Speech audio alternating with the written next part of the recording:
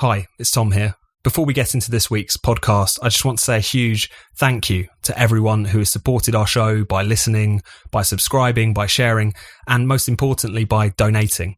Spiked's content is free, and it always will be. It's thanks to your donations and regular donations in particular that we've been able to keep going and growing.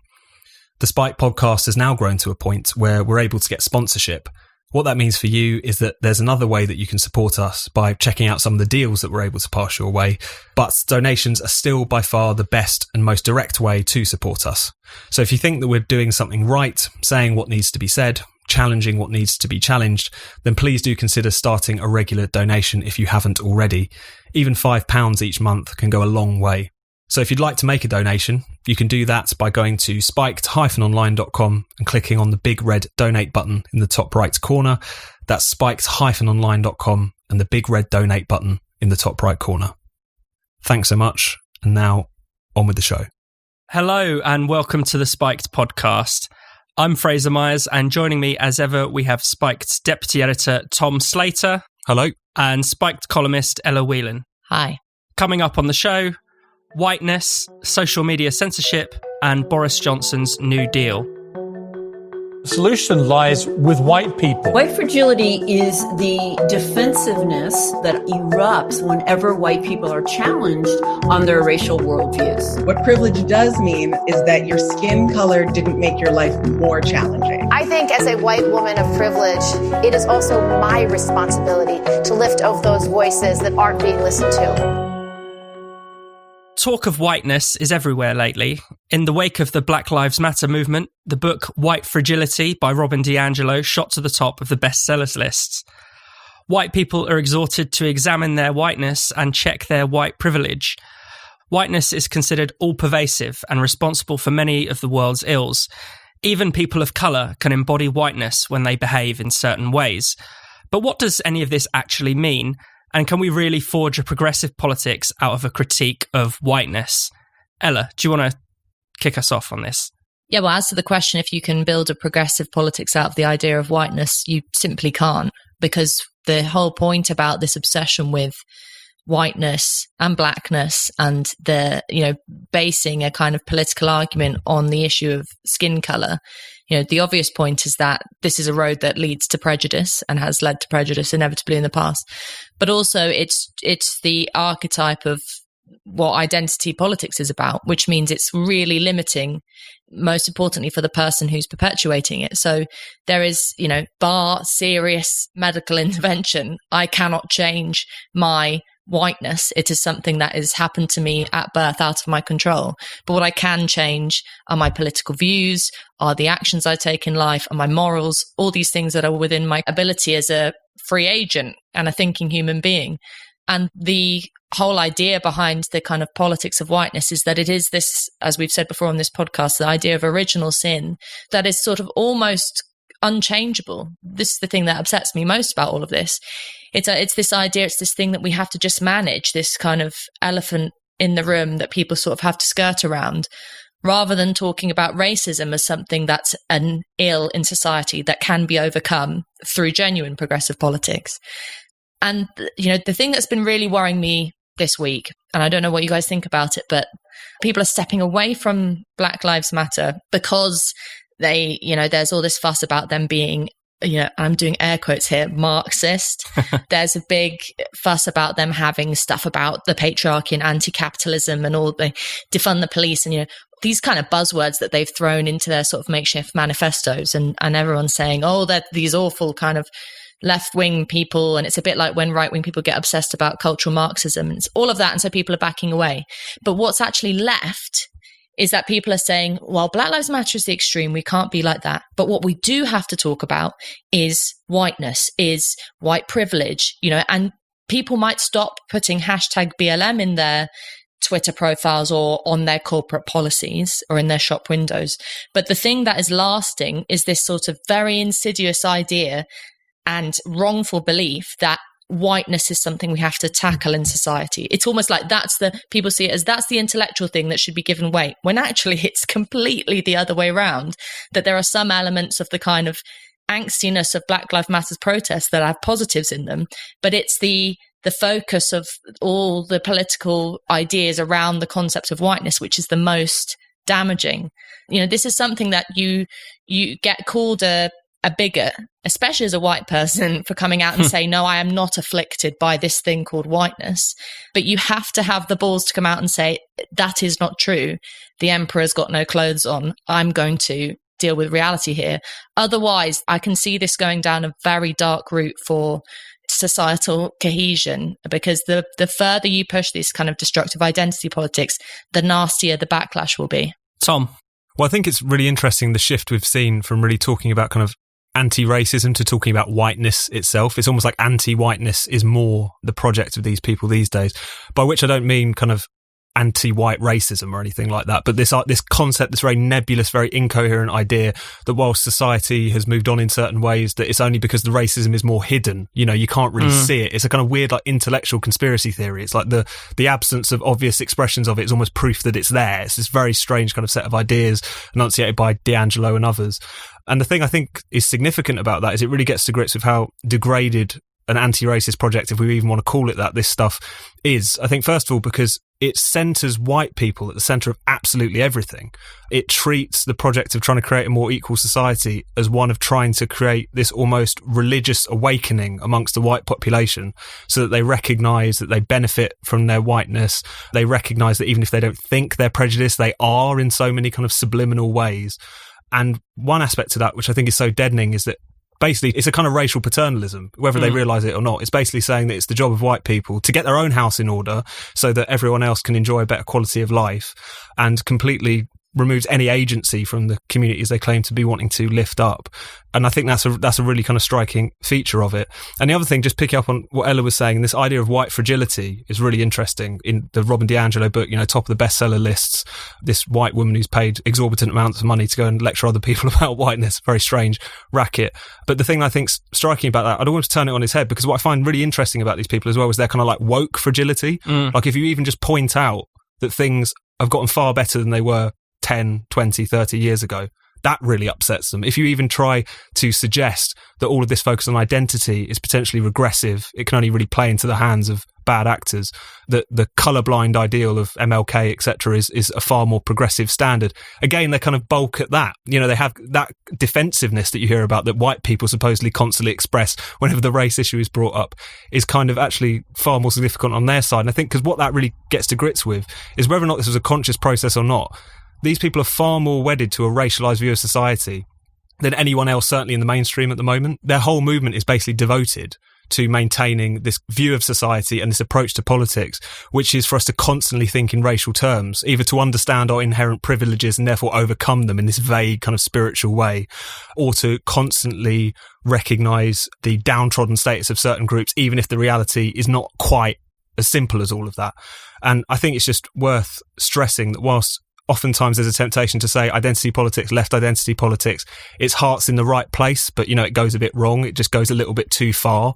I think we've got to recognise that, particularly because of the mainstream hold it has, as we've seen in the past recent weeks, that it is one of the biggest blocks to a kind of post-racial, anti-racist worldview, is this movement precisely. You know, the far right is a marginal thing. We should take it seriously. We should confront it. But at the same time, this very mainstream form of racialism in the form of left identity politics is far more of a pressing concern, I think, at the moment for anyone who genuinely wants to live in that kind of colourblind society. And the two feed each other, because, you know, it's pretty obvious that if you're pushing the idea that white people need to recognise themselves as white, it's not necessarily a great intellectual leap to go from that to suddenly being proud of your white identity. I mean, what's kind of strange about the Robin DiAngelos of this world is that they want people to cultivate a white identity, but they want it to be based entirely on feeling ashamed, checking your privilege, recognising that you don't deserve any of your achievements or anything like that, which, you know, that might have an appeal to self-hating liberals, to people who actually have pretty decent lives, but it's probably not going to appeal to people who, you know, don't feel very privileged and are a bit perplexed by this whole movement. And yeah, the worst possible response could be that people turn around and say, well, actually, yeah, I am white and I'm proud of it. you should be able to say, well, I'm white and so what? That's what we should hope to be the end of it. The other thing I think that's really important to recognise, it is really hard to pin down what is actually meant by whiteness a lot of the time, because it does go beyond simply having white skin. Whiteness has this kind of metaphysical property. Sometimes it's used as a kind of floating signifier to the point where people of colour can be said to enact whiteness. I mean, the classic example is in a kind of New York Times essay, which talked about these boys in New Jersey of Indian heritage who basically were harassing some African-American girls, and it described them as enacting whiteness. And these boys were the product of the evolution of whiteness. I mean, now, to some extent, it's true. Obviously, whiteness is a social construct, and like all race, is completely a fabricated thing. It has no tangible meaning, and that means that whiteness can expand to encompass new groups of white people in ways that it didn't in the past, and it might exclude others at different times. But at the same time, it is kind of impossible to keep up with what are people really saying when they mean whiteness, or when they use this kind of phrase white, especially when they say it with such venom and anger, when they probably just mean bad or deceptive or racist. So it's quite hard to get your head around it. Ella? It's just a byword for being an arsehole. That basically is what whiteness is. It's this. That's why people always talk about it in relation to, the phenomenon of Karens, an annoying woman. It's talked about as being something that is exhibiting whiteness, and football louts. It's just a throwaway negative term. But there's one thing that's, when you talk about the fact that this is whiteness and white privilege is seen as something that you are sort of inherently born with as a white person, and that you have to, through this process of listening to, the Robin DiAngelos of the world, you're going to try and suppress this in favor of listening to your black friends. The perfect way in which this was displayed is in this Channel 4 documentary that's being aired at the moment, causing a huge amount of upset, the school that tried to end racism. And it is the most incredible thing, because if anyone who watches it, it is such an upsetting thing to watch. I don't want to throw around the word child abuse, but it is so unpleasant what they're doing to these children. But it is exactly what is behind this whole idea of whiteness, that it's something that is inherent within you. It's unconscious. You have no control over it. And you have to sort of be psychologically bullied out of it. And in this show, it's a kind of social experiment, putting white kids in one place and black kids in another place and treating them differently. And essentially, basically, it's perpetuating this idea that it doesn't matter what these white kids do, they are wrong and evil. It's impossible for them to be good. They have to be taught that they are inherently bad, and that if they ever have a chance of being good, they've got to just kowtow to this whole idea of them basically having the original sin of racism inside of them. And within that, it's such a great thing to watch, because it reveals all the problems of the current discussion about anti-racism. There is no space for forgiveness. There is no space for having a discussion. There is no space for the benefit of the doubt, even with children. So, what I hope is that the crazier that this gets, and I really think that the school that wants to end racism, the Channel 4 program, is mental. It's just bizarre. That the crazier this gets, the more ordinary people who aren't necessarily tuned into the kind of more peculiar aspects of identity politics start to realize that this is a real problem, and we have to start pushing back against it. I think the other thing I'd chuck in is just the kind of class component of the anti-whiteness rhetoric. And this is something which I think is really, really clear. One example that comes to mind is when Jon Snow was reporting from that pro-Brexit rally, and he said that he'd never seen so many white people in all his life, despite the fact that he's a white man. He's, as we know, has been to Glastonbury. Of course he's seen white people before, but it's those white people, it's working class white people, it's uneducated white people who are often kind of on the receiving end of this. You also saw it with that little stunt in Bristol where after the statue of Edward Colston was pulled down, someone put up this other kind of statue nearby it, which was basically just like a fat white working class bloke in a string vest on his phone with something that said England for the English or something like this. And you just really see how this kind of politics, that's kind of who they have in mind. And I think the thing that's worth pointing out in relation to that is that racialist politics has always been mobilised to try and divide up the working class, to set it against each other, because the masses are more dangerous when they're united, etc. And whether or not they realise it or not, this woke politics and these woke people are creating precisely the same effect. They're trying to suggest to people of similar economic interests that their interests are actually entirely different, if not actually, agitating against one another on the basis of race, and they're creating so much unnecessary division on the basis of all of this mad rhetoric. And, coming back to that point about their kind of woke fragility, even though these people claim to be interested in left-wing politics, Marxist politics, even potentially in the case of some of these Black Lives Matter people, if you even raise the issue of class these days, they treat that as a racist dog whistle. Like they think you're purely talking about the white working class, even though no one ever brings race into it when we're talking about that kind of thing. And I think it just really demonstrates that at the moment, again, this form of politics, it's having that really ugly, divisive effect that the old racialism has. And I think we really need to get to grips with that if we're going to get over it and actually get back to a form of politics which isn't just obsessed with all of us wallowing in either our privilege or victimhood, but actually fighting to make society a better place. I think getting rid of this woke bollocks is the prerequisite of all that at this point. Right, before we move on, I just want to tell you a bit about Stitch Fix. Stitch Fix is an online personal styling service for men and women. An expert stylist picks clothes just for you based on your taste, size, and price preferences and sends them straight to your door. It's perfect if you want to discover something new or have someone do the hard work of shopping for you. So, how does it work? It's easy and fun. You fill out a style profile about your clothing preferences, including how much you like to pay. Then it's over to your stylist, who'll hand select and send you 5 items of clothing and accessories in your preferred fit and style. You try them on at home and decide which to buy. Then simply pay for what you keep and send back the rest with free returns. There is a charge of just £10 for your stylist's time, which is redeemable against anything you decide to keep. I know a lot of us have not exactly been making an effort to look our best while we've been working from home, but the pubs do open this weekend, so maybe now's the time to get back to thinking about dressing well again. Stitch Fix is a fun way to treat yourself and to get to know your style. You might discover something you love that you might never have picked for yourself. Stitch Fix stocks over 100 men's and women's brands, including well-known names, more niche emerging designers, and their own exclusive in-house brands you won't find anywhere else. Remember, it's just that £10 fee you're paying for the stylist's time, and you can redeem that against anything you keep. You can even get styling tips on top. Your stylist will give you ideas about how best to wear your new clothes. And it's not one of those subscription services that catches you out. You can order a one-off delivery whenever you like. So get started with Stitch Fix today and support our podcast by going to stitchfix.co.uk/spiked right now. That's stitchfix.co.uk/spiked.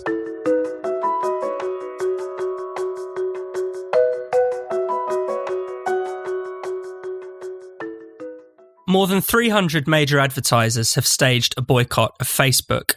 Corporate giants like Unilever, Coca-Cola and Pfizer have paused their advertising spending on Facebook until the platform does more to moderate the content it hosts, particularly hate speech. In other words, one group of billionaires have called on another billionaire to introduce further controls on what ordinary people can and can't say on the internet. Recently, Twitter has permanently suspended racist motormouth Katie Hopkins and Father Ted creator Graham Linehan. Reddit has banned a number of subreddits, including one called The Donald, one devoted to the left-wing podcast Chapo Trap House, and one called Gender Critical, a feminist community which criticises modern gender politics. So, Tom, tell us a bit more about the Facebook boycott, first of all. Well, I think it's really interesting because, as you say, it is basically a group of multi-billion-dollar companies demanding that another multi-billion-dollar company censor speech for the rest of us to actually control what it is that we're allowed to read and to hear on Facebook in particular. The fact that it's being applauded by liberals and the left and egged on by them, I think is pretty staggering. There was even an article in Axios last week which talked about it as a bottom-up revolution, which is quite a strange way to look at it. And even that article noted that Harry and Meghan were involved behind the scenes. So yeah, a sort of revolution launched by huge corporates and literal monarchs, which is quite interesting. But what's quite striking about this is that actually it all came off the back of 2 Trump tweets. So at the end of May, he famously tweeted, basically kind of sowing some nonsense about the idea that mail-out votes in California was somehow going to lead to voter fraud. Twitter famously fact-checked him. And then he posted a tweet a couple of days later where, in response to the riots that had broken out in America, said, when the looting starts, the shooting starts. Again, Twitter put some kind of warning on this. Both these posts appeared on Facebook. They decided not to do anything about it, arguing quite reasonably that social media companies should not really be in the business of limiting what publicly elected politicians should be able to say, trying to get in the way of them and the electorate. And just the backlash to them has been absolutely remarkable. You know, it's been from without in terms of these advertisers, Unilever, etc., but also from within. There was this virtual walkout amongst Facebook staffers last month. And the absurd thing about it is that you kind of think that they genuinely want these social media companies to just ban the President of the United States. They want to cancel Donald Trump, which at best seems slightly absurd and probably not going to work if you're trying to diminish his reach in society. He still holds that office. But I think the thing that's worth remembering is that this didn't start with Donald Trump, and it's not going to end with Donald Trump either. This kind of censorship has been ramping up for quite some time. This idea implicit in a lot of the criticism of Facebook that it's been incredibly laissez-faire all of these years is nonsense. It's been slowly, you know, broadening its definitions of hate speech over the COVID crisis, as we've spoken about recently. It's also led to all kinds of censorship of dissenting views. And as you've seen in, again, the examples with Reddit, YouTube have also taken down a number of racist and kind of alt-right accounts recently. This is about cleansing the online space of what is deemed to be offensive and hateful speech, full stop. Trump has become a particular and slightly absurd rallying point for all of it. But what I think we've seen in the wake of first the COVID crisis, now the kind of Black Lives Matter hysteria, is that it's turbocharged all of those trends, all of those pressures that we saw previously for social media companies to censor speech. And I think people who are kind of rushing into this just need to think about what it is that they're actually doing here, is that they're effectively handing moral authority and egging on billionaire corporates to control what is in effect a large part of the public sphere. And just because the people they're going after today might be people that someone might happen to dislike, there's no guarantee that they're going to agree with those decisions and those forms of censorship later. So it just seems to me incredibly short-sighted, incredibly illiberal, and I think it's just a sign of worse to come at this point. Ella? Well, it's that key point about the fact that this is going to and has been growing for a long time is the real problem, because it's very easy to think of an example of something that was deeply upsetting that went all over social media that was very important. I mean, just recently, the killing of George Floyd, you know, a horrible video, you're watching someone die, is going to be upsetting for a huge number of people. Should it be banned? No, because it's something that quite clearly needed to be seen and has sparked a very important and huge political debate about all sorts of things. In the same way that, you know, it's hugely important to know and be able to see what the President of the United States is thinking, even if it's the most utter trash, and even if actually he's bullshitting, which I think a lot of the time he is doing. You know, it also doesn't take long to see the kind of the bias in a lot of this and to see the double standards. I mean, remember the Brexit debate? I mean, I can't believe the amount of class hatred that high-profile figures were putting out on social media, speeches from politicians, you know, posts from celebrities. Some incredibly vile stuff was going out and caused a lot of upset and hurt to people. And no one talked about that as hate speech or something that should be banned. But when it's a different kind of harm to do with, you know, someone being a bit sexist, someone being a bit racist, then, you know, people have no qualms in shutting it down. And at the end of the day, you have to say, is this a public sphere or is it not? And most people, I think, now have come to the conclusion that platforms like Facebook and Twitter and, yes, Reddit and these other sort of, from my point of view, slightly weirder arenas are, especially during lockdown, are taking the place of the public sphere. It's where people have conversations. And the interesting thing about Facebook, which people like Jamie Bartlett and authors like that have who've looked into the sort of the data behind these platforms have shown, is that Twitter is a very certain section of society, you know, journalists and commentators like us and, you know, lots of, I mean, a more middle class sort of liberal audience. And Facebook tends to be, especially in America, people from a more recognizable working class background. So the idea that you want to ban things off of it, or even more insultingly, that companies are, you know, saying we won't advertise on there because what all of you lot are just engaged in a horrible hate speech, rather than actually what most people do, which is post pictures of their dogs and occasionally put something up that's a bit political. It's basically, it's a vote of no confidence in the public. That's always what censorship around social media is. It's saying that you can't trust the public to sort through fact from fiction or horrible thing from righteous thing and make their own minds up. We've said this a million times before on this podcast, but free speech is a sort of an indivisible thing. You cannot have a if and a but around it. And the more you try to argue that you can have ifs and buts around it simply for things that might upset you, the more you're leaving yourself and your views open to being censored. And that's why the interesting thing is we're seeing both right-wing and left-wing people suffering from this. It's gone beyond just being the kind of mad cases that we used to talk about, like Alex Jones, Katie Hopkins. It's now people who are, from my point of view, saying some very sensible things that are being taken off these platforms. I think the left and right thing is really important because I think, there's been a tendency on both sides, actually, for either among the left to say, the free speech crisis is fake. There's no free speech problem because the only people being censored are bigots and racists and transphobes. And then you have on the right people saying this is entirely a problem of liberal bias in Silicon Valley, which is, that's a real thing. They're not wrong about that. Censoring conservative voices, and conservative voices must stand up for other conservatives, blah, blah, blah. But, as the Reddit story shows, you're talking about basically not just a subreddit called The Donald, which is obviously a place for Trump fans to coalesce, but also Chapo Trap House, which is, famous left-wing podcast, which associated with Bernie Sanders. They're very foul-mouthed and rude and all that stuff, which is kind of why people like it and why it's funny. There's also a podcast called Come Town, which is a very similar kind of crowd, what kind of people might call the dirtbag left, or I coined the phrase the anti-woke left sometime last year to describe this grouping of people. But again, they're left-wing, but they're piss-takey or gender critical. They're feminists, but they're worried about transgender issues, as many feminists are.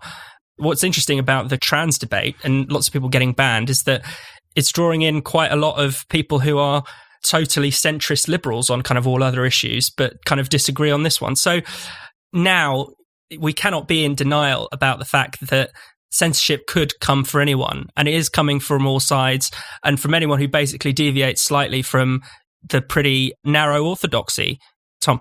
Just on that point, because I think the left are going to get a rude awakening on this faster than they think, potentially. Because the one thing you've got to remember about Silicon Valley is that obviously there is a groupthink amongst these people. That's pretty obvious. But at the same time, their fundamental interest is in continuing to be able to make money and to hopefully stave off any kind of regulation. That's one thing that is really alarming them. Facebook in particular have gone on this huge charm offensive in relation to the American right in recent years, trying to demonstrate that they're not censoring conservatives as conservatives like to think that they are. And so what you're basically going to invite is levels of kind of tit for tat censorship. Even if it's purely for a kind of PR basis, you could easily see a situation where they're moved to take down this right-wing provocateur, so they pull down this left-wing provocateur.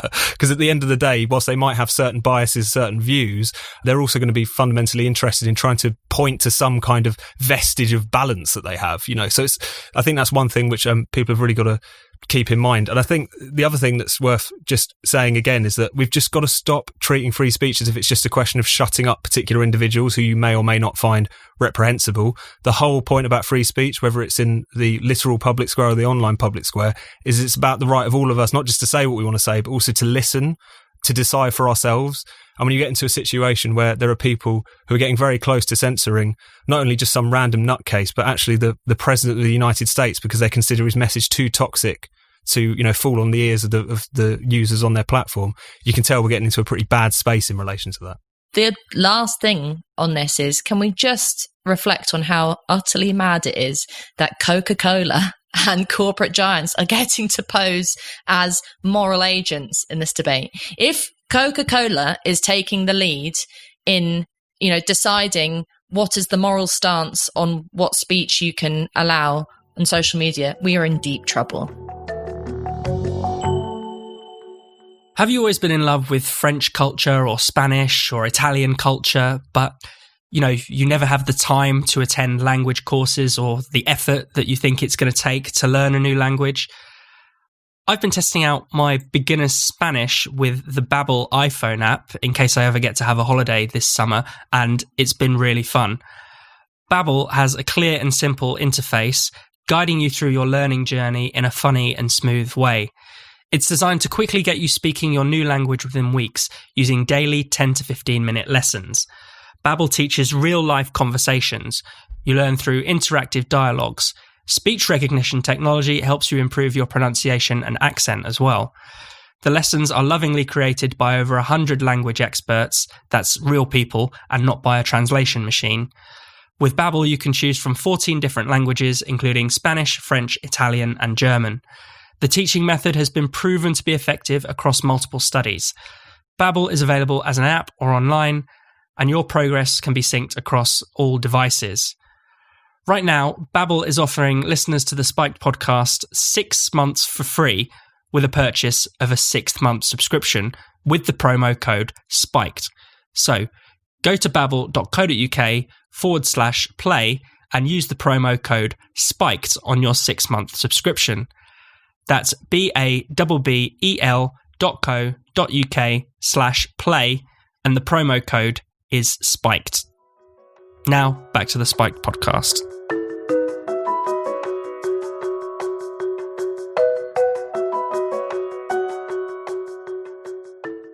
Boris Johnson has promised a new deal for Britain to offset the dire economic impact of the coronavirus pandemic. Johnson says he wants the government to put its arms around the people at a time of crisis.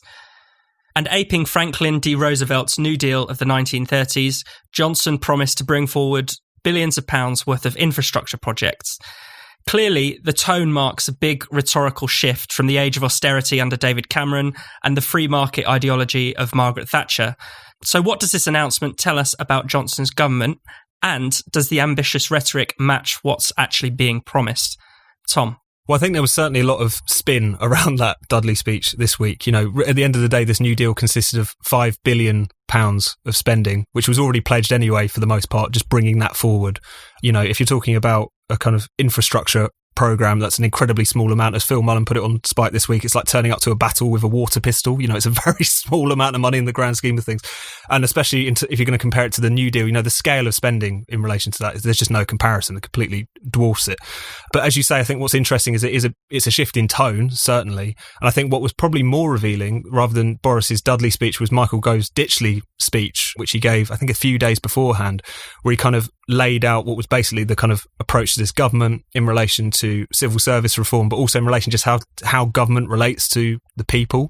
There was a lot of stress put in that speech on the kind of sense in which, as many people have talked about for a long time, the kind of both physical and kind of psychic distance between rulers and ruled, the fact that you had so many people who felt that they'd lost out from globalisation, who weren't recognised, the fact that you had, in the form of all of these different populist revolts and Brexit, a means through which ordinary people kind of reasserted themselves and that politics needed to reattune to that.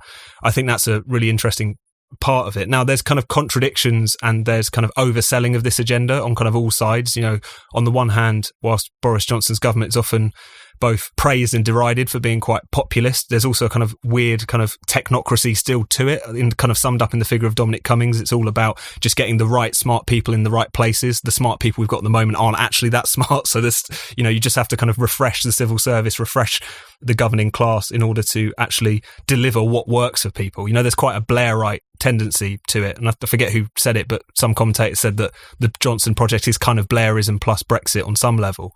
But I think what's interesting about it is, first of all, it's just the complete inability of the left to respond to this. They spent ages just talking about this governing party as being either just a kind of continuation of the neoliberal status quo or like hard right proto-fascist. That's obviously not the case. And I think if anyone's interested in building an alternative, they need to recognise that. But I think the other thing is that it's very clear that even if the economic plans of this government, from what we've seen so far, don't represent a huge break from the past and seem pretty modest in many respects, they are trying to claim that issue of popular sovereignty and democracy in a slightly incomplete way. But I think that's something which people really need to recognise, and it's territory which, almost more so than the economic stuff, the left has entirely ceded to them at this point. Tom, I think that commentator you're referring to was me on this podcast saying Boris was Blairism plus Brexit. But anyway, Ella. Phil Mullen ends his column for Spiked this week talking about this by saying that Johnson's mantra really should be create good jobs. I think that's a really important point because, you know, I certainly share the enthusiasm around the fact that the government is making a point of clearly saying they're not in favour of going down any kind of austerity route, because that was always the fear. I had a real fear when lockdown started that this would be spun into the sacrifices we've made, we all have to tighten our belts, and that post the effects of the virus, we would be facing a terrible period of prolonged austerity. And it's good that I think the government is aware of the fact that that won't wash, not least because they've just won an election on the basis of promising regeneration to areas in the UK that before this virus were teetering on the edge.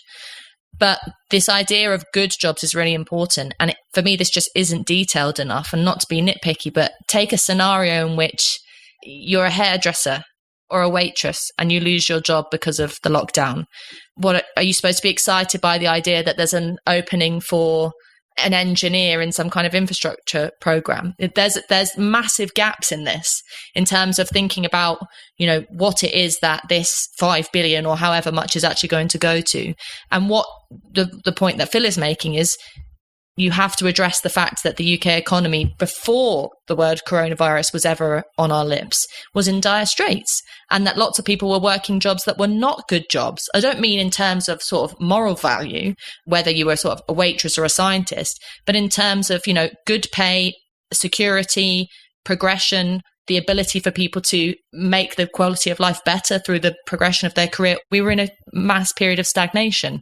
And what you don't want to do is to let the government get away with simply putting a sticking plaster on the issue of the British economy, because the wound of it runs much deeper than the horror of the last 3 months. And we are facing a very difficult thing, which is that off the back of the decisions they've made through a virus, people's lives are going to change quite drastically. And many people who voted for the Tories in December might be thinking along different lines come the next general election, because I just don't feel that enthusiasm for really tackling the problem head on. I agree completely, Ella, and I think it's actually really important to think about and to demand, what are they going to do to restructure the economy, because we do have so many deep structural problems. And what's kind of quite telling, I suppose, is that, the government is spending more than ever. It's spending at least £330 billion on the lockdown, for instance.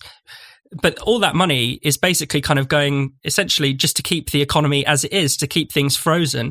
And it can't even succeed at doing that because people still fall through the cracks and companies are still going bust. Whereas if you look at this announcement of just £5 billion for what are new projects, the contrast, couldn't be clearer. So I think it's a welcome shift in tone. I think that the state and the government has to be more ambitious, and, we have to expect a greater role of the state in the economy in the coming months. The state is going to have to lead us out of a state-imposed recession. There's no two ways around that. And the state is the only kind of institution that we have that can organise the economic restructuring that we need. But at the same time, as Phil Mullen points out, there is a danger that we rest on our laurels and that we use the state to simply promote stability rather than growth and actual development and increases in productivity and new industries and new jobs and better pay. I think just on that point, and Phil makes this point very strongly, which is the fact this kind of myth that the economy was just fantastic, before COVID came along, that everything was brilliant. The Tories in particular would obviously talk up the unemployment figures, how low they were. All of that was built on very low pay, low skill, insecure work for many people. And the COVID crisis, I think, as he points out, really hastens the need for that restructuring rather than being something which has prompted the need for it in and of itself. And I think it's important to recognise that. I think what's going to be interesting on a political level is how this kind of plays out in relation to, as Ella was saying, the Tory party and this kind of new base that they have in formerly the red wall, now the blue wall, as they like to refer to it as. And what's striking about that is, whilst I don't have any illusions about the radicalism of this project, it's so clear and striking that whereas for many, many years, people in those seats were entirely taken for granted by the Labour Party, now the Tory party see it as their kind of central mission to keep them on board. There's a very different dynamic. And I think that's quite interesting. That could become very tokenistic. That could become about, just throw any shovel-ready project, as they say, at them so that they've at least got something on their high street to show for the first term of Boris Johnson Tory rule, just trying to kind of throw money at them, even small amounts, just to try and keep them happy. So there's always the danger it becomes kind of tokenistic in that sense. But I can't remember the last time where it felt like that block of people, or at least those kinds of constituencies, as representative of a group of people who've been left out of politics for a very long time, being the centre of calculations by the political class, being the centre of their thinking. That's new. That's quite interesting. And I think it's a positive development, regardless of how it pans out. That's the genius of democracy. Those people, in the way that they voted, by voting for Brexit and then by voting for the Conservatives several years later, they made themselves matter.